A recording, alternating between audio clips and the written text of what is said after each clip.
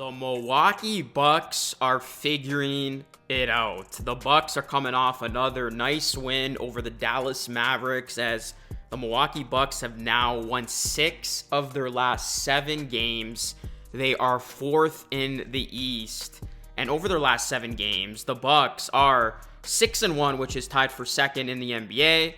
They're 1st in the NBA in defensive rating, 1st in the NBA in defensive rebounds, 1st in the NBA in opponent effective field goal percentage, 2nd in the NBA in opponent field goal percentage, and 4th in the NBA in opponent 3-point percentage. The Milwaukee Bucks are playing some of their best ball at the perfect time, and I'm going to talk about it in today's video. Do me a solid, everybody. Smash a like on the video and smash that subscribe button. We're almost at 39K on this channel.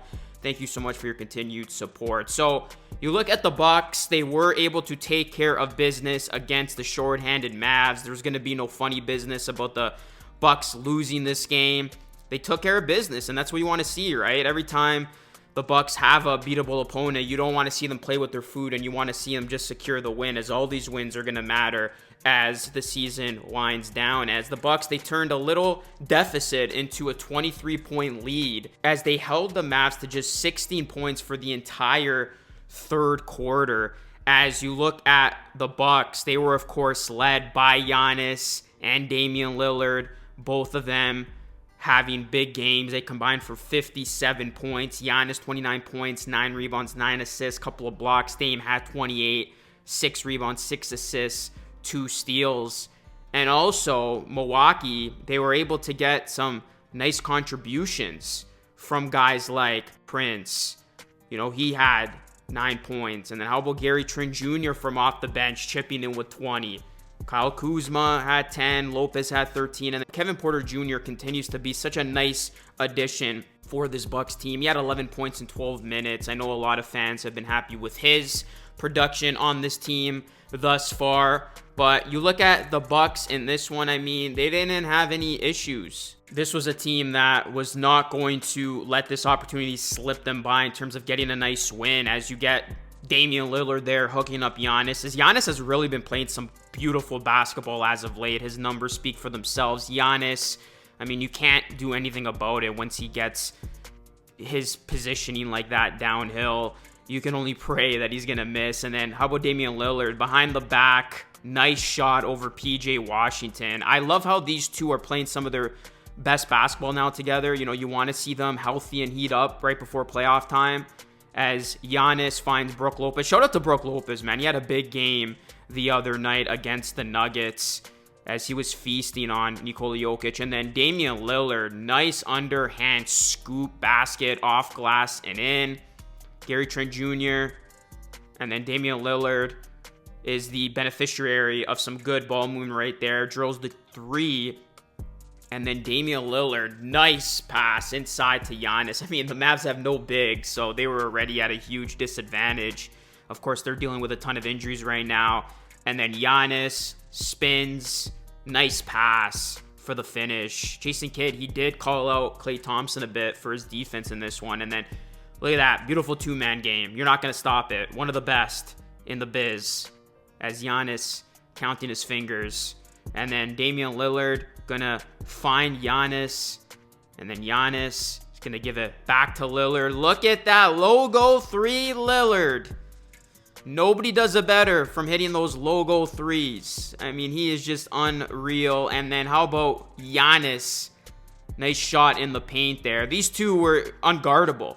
There was no answers. You could tell on Giannis's face, like, it was a long night for Dallas. As the Bucks, they were in total control. They really turned the tide in this game, like I said, in that third quarter. But it was even a strong second quarter as well. Those 2 quarters really put them in a nice position where they cruised to the 132-117 victory. The Bucks shot at 50% from the field. They had 52 total rebounds to the Mavs 33. Again, the Mavs missing a ton of bigs, so that's expected. And then, you know, you look at the Bucks, they had 33 assists. They did a nice job of sharing the basketball. So the Milwaukee Bucks, they're getting it done. This is a team that has been doing a great job with their defense as of late. they have really stifled their opponents, and we're seeing that. And, you know, for as great as this offense can be, I think it's important for their defense to really come to its own and play at this high level, because you're going to need a strong defense going into the postseason. And I think it's nice to see that, you know, Dame and Giannis, they're heating up. You know, they got the best duo arguably in the NBA. As you look at it, most points in the NBA since 2015-16. Giannis is 1, Harden is 2, and Dame is 3. So these guys are bona fide scorers. And, you know, Giannis, he's been playing unbelievable basketball. I think it gets lost sometimes just because of the other MVP candidates of like Jokic and Shea. But Giannis, like, he has the most 25, 15, and 5 games over the last 50 years. And I don't think that has been getting enough attention or has been talked about a ton. Milwaukee, man, I mean, yeah, this has been a fun little stretch for them, right? They're winning. They look good.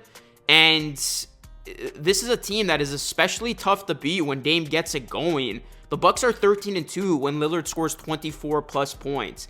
They're 2-8 when he scores under 24. So that right there speaks volumes to Damian Lillard's impact when it comes to the Bucks winning and losing games with his offensive output. So for as much as the defense continues to improve and it can play like this, and you got a healthy Giannis and Dame, and I feel like the Bucks just got to get like consistent production from another guy or two. Like Gary Trent Jr. playing as well as he did was huge in a game like this. Like, this Bucks team's going to bode well in the East. I know we're all talking about the Cavs and the Celtics, but I always viewed the Bucks as like that third team that you got to look out for, more so than the New York Knicks. So what's going to be interesting for this Bucks team is they're going to go through a very tough stretch. So I think we're going to learn a lot about this team going to the playoffs, and where they truly rank and where they truly stand when it comes to, like, can this team potentially make a run in the playoffs, because they're obviously going to be playoff bound. Starting March 9th, you got a very tough stretch for this Bucks team.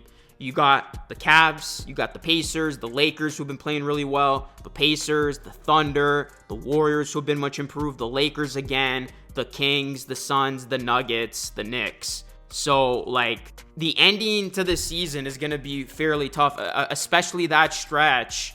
Then you get some winnable games to end your season, which is nice, because those could be big games in terms of playoff seeding. You end with Sixers, Heat, Pelicans. They should be able to win all those games, and even the one before that against the Suns. So you get 4 fairly easy games, and the Hawks too if you go to March 30th. So you do have a 5-game relatively easy stretch to close the season, but that stretch I just named, that, let's just call it, you end with the Knicks on March 28th, like, there are a lot of tough ball clubs. So that, you know, 9, 10, 11 game stretch is going to be telling of really this Bucks team, and if they are legitimate, you know, when it comes to taking that next step and obviously winning a title. Because, like, that's the Bucks expectation, right?